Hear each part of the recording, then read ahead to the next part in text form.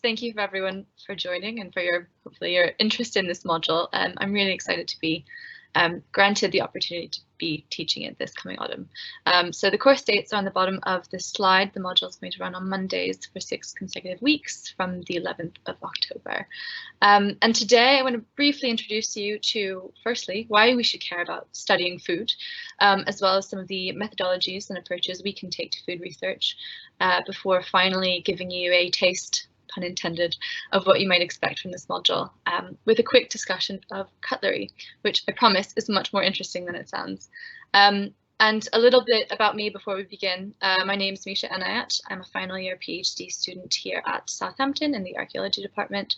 I did my undergraduate degree in social anthropology and archaeology and a master's in environmental archaeology. So that's very much impacted how I think about food and what sort of theoretical and methodological approaches I take to food research. My research in particular focuses on exploring the food way and social political uses of food during the late Iron Age in Britain, and that's the period immediately preceding the Roman conquest in AD 43. So during the late Iron Age, we see a shift from larger eating and drinking vessels and more communal ways of dining to smaller and more individualized vessels. We also see the use of imported luxury foods like wine and olive oil and fish sauce, and of imported dining wares, and those are being used to signal status and sophistication, as well as a connection to the continent and to the Roman world. So I take a multi-proxy approach to my research. So I look at pottery, animal bones, plant remains, human skeletal material, and food-related objects and technologies, and will take a similar approach in this module. So why should we care about studying food? Why is it interesting? Why is it important, moreover? Hopefully you have your own ideas to this question, but in case you don't, here are some of my thoughts. So firstly, food is fundamental. We all eat, it's non-negotiable. We experience food in a bodily way with all of our senses, and our food choices are ultimately, almost literally, embedded into our bones. And that's a topic I'll touch upon also in the module. Food is also political. Eating is inextricably linked to values, religion, and morality. So think about things like fasting, veganism, the body positive movement. It's also widely impacted by wars, and not eating, so in the form of hunger strikes, for example, is often integral to political movements. Food is also intimately linked with identity. We are what we eat, and sometimes we are also what we won't eat when it comes to food taboos and restrictions. Food can stand in for cultural, group, class identity. It signals who we are, where we came from, what we want to be, who we want to be, and we judge others by how they eat, what they eat, and what they choose not to eat. Food is also essential to survival, of course. To eat is to live, and to not eat is to die. Eating necessitates the death of what we choose to eat, of course, so plants or animals. But eating is also linked with death in other ways. So the funeral feast and food offerings for the dead are practices that we see time again transcending cultures and beliefs. We'll also discuss eating and death in the context of perhaps the greatest food taboo of all, cannibalism. Food is also global. It's the world's largest industry. It's central to how we relate with different cultures, particularly with the growth of food tourism. But food has been an object of travel for far longer than just the last few centuries. And moreover, it has literally been, well, it has shaped the course of world history for millennia. And finally, I would argue that food necessitates innovation, as well as technology and creativity. So when we talk about innovation and technology, we might be referring to physical technologies that permit maybe more efficient, cheaper, or more simple access to better food. Things like the human use of fire, the tractor, the windmill. We also might be referring to technological infrastructure like supply chains or models of farming. But we can also talk about social technologies of consumption. So that might be feasting, for example, or even the ritual of a Sunday roast has a intended social outcome of bringing the family together. And of course, humans are and have been innovative and creative in the use, the combination, and the presentation of food, whether that creativity takes the form of haute cuisine or perhaps a budding baker's sourdough loaf. And incidentally, these are also the 6 major themes that we're going to be exploring each week of this module, and they're going to be supported by archaeological, historical, and contemporary examples and case studies, much as I'm going to show you later today, or in a few minutes rather. And hopefully by the end of this module, you'll think about how we eat, how we use food, and how food structures our lives in an entirely new way. So some of the methodological approaches and materials to food research that you'll learn about on this short course include skeletal remains and what they can tell us about past diet through dental records and stable isotope analysis, animal and plant remains, what they say about arable farming, animal husbandry, hunting and gathering, the relationship between animals and humans, material culture involved in the foodway, which is the procurement, storage, preservation, processing, serving, consumption, sometimes also the disposal of food. And this material culture can include everything from ancient cornstones and pottery to the modern day toaster and avocado slicers. And finally, also oral histories and written sources we'll be looking at, from health records to cookbooks. But for the next few minutes, I'm going to be focusing on this second to last category, material culture, and discuss something that we all use multiple times a day and that we still probably take for granted, which is cutlery. So we rarely consider our use of cutlery and what it signals about our British or even Western food culture. But if you think about it, with the exception of soup, sandwiches, and other finger foods, we use forks to eat almost every meal. The humble fork has actually quite a fascinating culinary history, and we can use this history to sort of explore the social significance of different ways of eating. Whether or not we realize it, using cutlery, and moreover using it correctly, is signaling to others that we are mannered and civilized.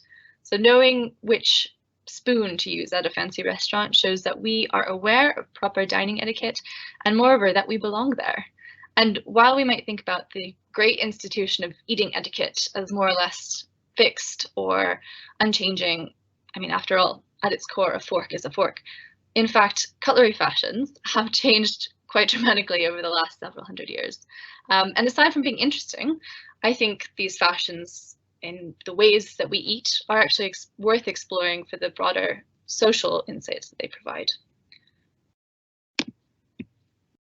So forks in particular have a long history as a tool used for cooking.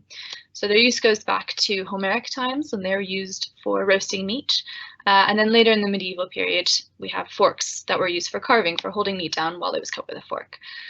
But the use of forks, the fork, as an eating utensil, as opposed to being used in cooking or in preparation, emerged actually relatively late in history.